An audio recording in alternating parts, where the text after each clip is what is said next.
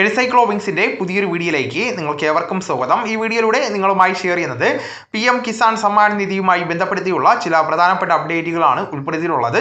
നമ്മുടെ വീഡിയോസ് ആദ്യമായി കാണുന്ന സുഹൃത്തുക്കളാണെങ്കിൽ ആദ്യമായി തന്നെ ചാനൽ ഒന്ന് സബ്സ്ക്രൈബ് ചെയ്യുക. അപ്പോൾ നമുക്ക് വിശദാംശങ്ങളിലേക്ക് കടക്കാം.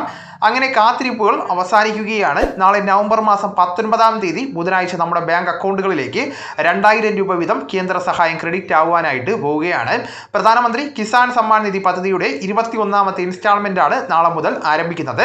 നമ്മുടെ സംസ്ഥാനത്ത് 25 ലക്ഷത്തിനടുത്ത് കർഷകർക്കും രാജ്യമെമ്പാടുമായിട്ട് വരുമ്പോൾ 9 കോടി കർഷകർക്കും 18,000 കോടി രൂപയുടെ വിതരണമാണ് ട്രാൻസ്ഫറാണ് നാളെ നിർവഹിക്കുന്നത്. ഉച്ച കഴിഞ്ഞ് 1 മണിക്കാണ് ഇതിന്റെ വിതരണ കാര്യങ്ങൾ ആരംഭിക്കുന്നതെന്നാണ് ഇപ്പോൾ വെബ്സൈറ്റിൽ കാണുവാനായിട്ട് സാധിക്കുന്നത്. കഴിഞ്ഞ ദിവസം സർക്കാർ അറിയിച്ചിരുന്നത് 11 മണിയോടുകൂടി തന്നെ തുക വിതരണം ആരംഭിക്കുമെന്നായിരുന്നു. അതിൽ മാറ്റങ്ങൾ വന്നിട്ടുണ്ട്.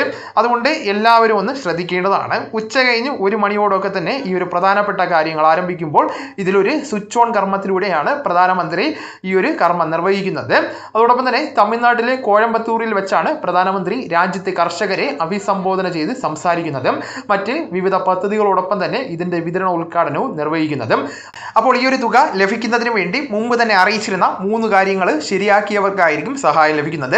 പ്രത്യേകിച്ചും എങ്കിൽ കഴിഞ്ഞ 20ാമത്തെ ഇൻസ്റ്റാൾമെന്റ് ലഭിച്ചിട്ടുള്ളവർക്ക് ഈ ഒരു പ്രാവശ്യം തടസ്സമില്ലാതെ തന്നെ തുക ലഭിക്കുന്നതാണ്.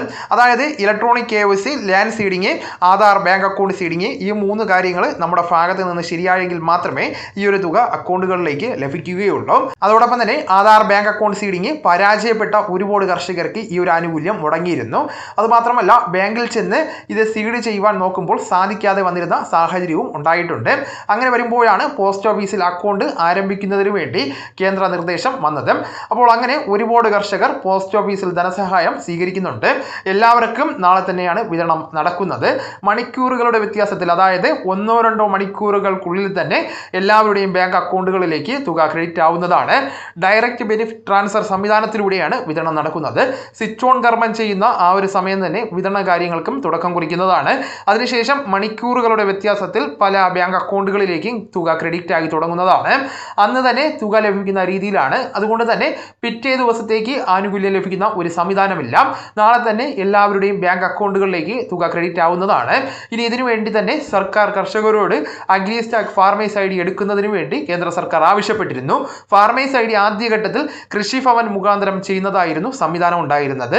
കൃഷിഭവനിൽ തിരക്കൊക്കെ വന്നപ്പോഴേക്കും നമുക്ക് പിന്നീട് കോമൺ സർവീസ് സെന്ററുകളിലും അതിനുശേഷം അക്ഷയ കേന്ദ്രങ്ങളിലേക്കും ഇത് ചെയ്തെടുക്കുന്നതിന് വേണ്ടിയൊക്കെ സാധിക്കുന്ന രീതിയിൽ വെബ്സൈറ്റിൽ ക്രമീകരണങ്ങൾ വരുത്തി. പക്ഷേ ഏറ്റവും അവസാനമൊക്കെ ആയപ്പോഴേക്കും ഒരുപാട് കർഷകർക്ക് ചെയ്യുവാൻ സാധിക്കാതെ വന്നു. OTP ഉൾപ്പെടെയുള്ള കാര്യങ്ങൾ ലഭിക്കാതെ വന്നു. സൈറ്റിന് തകരാറുകൾ സംഭവിച്ചു. അതുകൊണ്ട് തന്നെ പല കർഷകർക്കും ഇതുവരെ ID കിട്ടിയിട്ടില്ല, അല്ലെങ്കിൽ അത് ആക്റ്റീവ് ആയിട്ടില്ല. കേന്ദ്ര സർക്കാരിന്റെ എല്ലാ ആനുകൂല്യങ്ങൾക്കും ഫാർമേഴ്സ് ID എടുക്കണമെന്ന് കർഷകരോട് ആവശ്യപ്പെട്ടിരുന്നു. അത് നിർബന്ധമാണ്.